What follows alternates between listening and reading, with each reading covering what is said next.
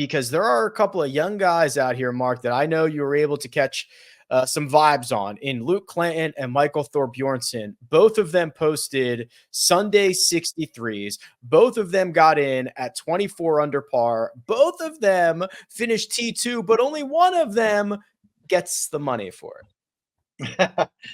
I'll tell you what, when we were planning for the day, look, first off, Saturday, I had Davis Thompson watching him shoot 62, and it was just like no sweats. The guy looked like he barely even batted an eyelid and managed to cruise around there in 9 under. And I'd always, the rub on me for Davis was like, he's a talented kid, remains to be seen. But after watching him Saturday, I was like, there's no weakness.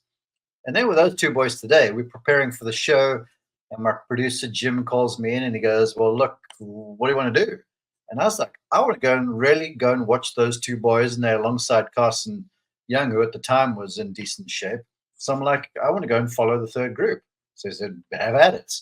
And we got out there and we joined them on 10. And Thorbjornsen goes on a tear. And then Luke Clanton hangs around. But both of them are long. They're impressive, awesome ball strikers, and not fazed by the moment, I think was the most impressive thing to me.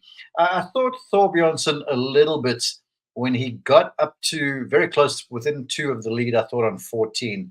Big misstep there with a bogey on the short par 4. But from there, he just settled down, played pretty solid, and Clanton finished fast. But man, these two kids, they've got it all.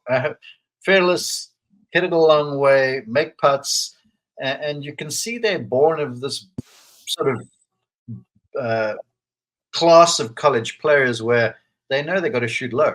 And these kids are coming, man. They are coming. And it was fun to watch them this afternoon. Yeah, Thorbjornsen hit one way right off the tee at 14. That was the bogey that ended a stretch of 6 consecutive birdies. And then, as Mark mentioned, Patrick, Clanton birdies 4 of his last 5 holes. These two, they're confident. Mark is right. They're coming. They just want the ball. They want the ball. Yeah, and Clanton said after his round, he's like, I don't want to sound cocky, but I know I can win on this tour already. three starts into his PGA Tour career as an amateur. He's like, yeah, I can win out here. And so we're going to see him at the ISCO Championship across from the Open, not the Kentucky Championship. I guess they got a sponsor there. And then we're also going to see him at the 3M Open. I believe he got an invitation there as well, and he confirmed he's going to stay an amateur. But yeah, like you said, Rick, these types of setups, Mark kind of touched on it a little bit, where you could argue Clanton's kind of like little weak point is around the green game. He probably needs to get refined a little bit there. It feels like a lot of these guys coming out of college, they could hit it a mile. Their ball striking is phenomenal, and they can get really hot with the putter. But where they need to improve tends to be that short game area, some of those touchy-feely shots. But on these type of golf courses where it's just go, go, go, go, they're going to thrive and they're going to contend seemingly every time. I want to add to that, Patrick. Last year at this time, I got to call a guy who won the PGA Tour and his name was Ludwig Oberg. I've heard of him. Yeah, he turned out pretty good. And I remember watching this kid going, holy smoke. And lo and behold, he's got the entire package, softly spoken, a lot of self-confidence, had everything. Then has the win in the fall at the RSM. Now he's a top 10 player in the world. I watched Michael Thorbjornsen today, and in many respects, I can draw a lot of parallels. If you compare him to Clanton, Clanton's kind of got a little swagger. He's got a little attitude about him. He looks like he's the junkyard dog who's going to battle you and just get after you. Where Thorbjornsen's got this regal kind of air about him, like Oberg. And you can see he's just like he marches around the place, not marches. He just saunters around the place going, I got guns, just watch me. And he lets the clubs talk. So it's the two contrasting characters. But I got to say, I saw a lot of similarities between Michael and between Ludwig. I really did.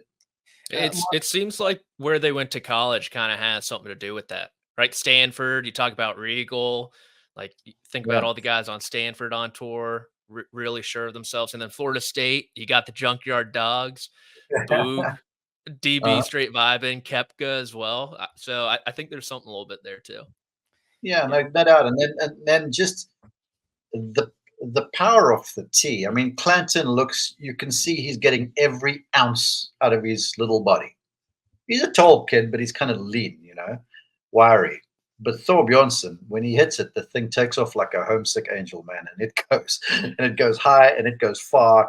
And there's not a lot of pattern to the shots too. These things cut through the air with very little shape. So I mean, it reminds me very, very much of Ludwig.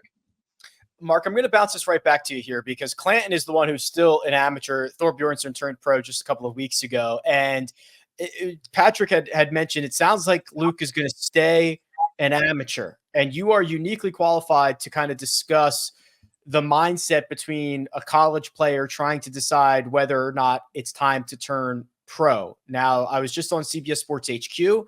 Clanton has missed out on nearly $900,000 of payouts since he's been playing on tour this year. So what types of conversations is he having with the family, with the team to figure out whether Florida State will get him back next year? I have to think, Rick, I cannot speak with good confidence on this, but I have to think that after last week, they were like, sweet. I think after this week, they're going, wait a second here. I've got another couple starts coming up. Let's just kind of revisit this thing, because I reached out to the Florida State coaches and they're like, he makes good grades. He's good on the team. He's going to be a junior, a lot of golf left. PGA Tour, you only counts in your senior year. And so I think the coaches were kind of going, all right, we're cool with this kid.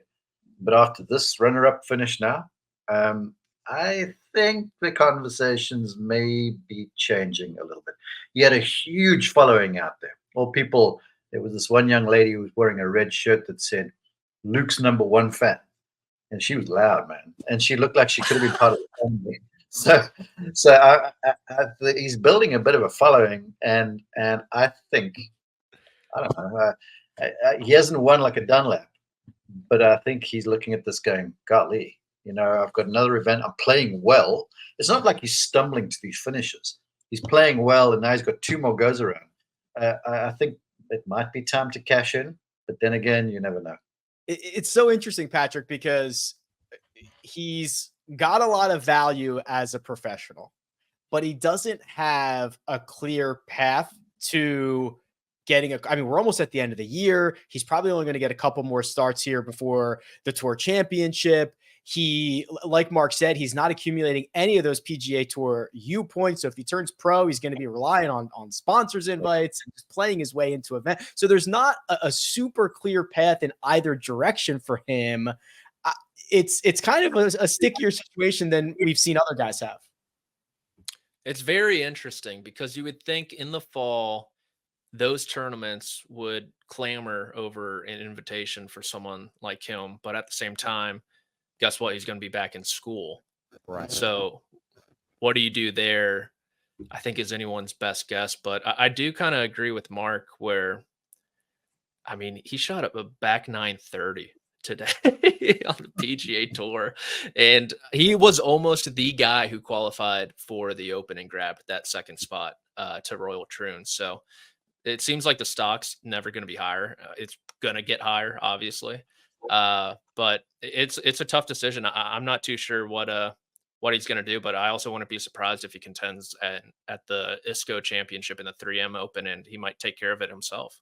Yeah, let's just put a bow on this real fast. That's the one good thing about PGA Tour U is because of the guarantees you get in terms of starts. And if you win the thing, you get your PGA Tour exemption.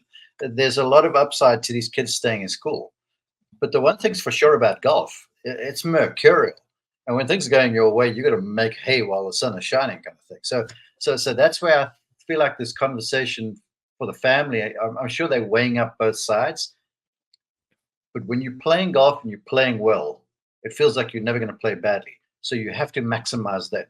And if you're playing badly, who knows? He could go back to university and suck it up next year. We don't know. It's not likely, but it's possible because of the game. So I think you got to maximize. And if you look at other guys who've come out after their second year in college, some of them have turned out pretty well. I think of a Jordan Spieth. So look, he's got all the tools. He is a bit ragged around the greens, but what he misses around the greens, he makes up for with power and just sheer swagger. I mean, this kid is unafraid. If it were me, I'd be on the horn tonight with all the OEMs and all the manufacturers, all the apparel companies. I'd have a new look when I get to the ISCO championship, and I'd be playing for that cash, baby. That'd be great. I couldn't find out what he was worth NIL wise, but he had a few logos on him, so he's making money now. I'm with you.